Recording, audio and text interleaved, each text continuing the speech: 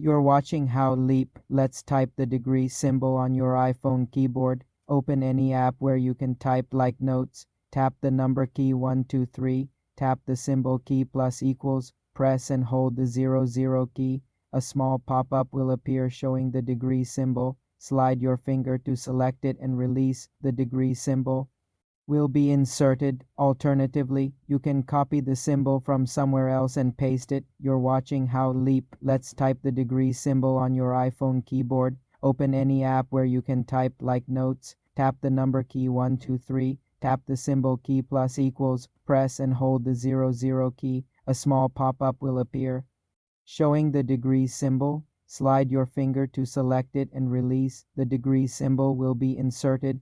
Alternatively, you can copy the symbol from somewhere else and paste it. You can also add it to your text replacements in Settings, General, Keyboard, Text Replacement. For more simple tech tutorials, subscribe to the channel.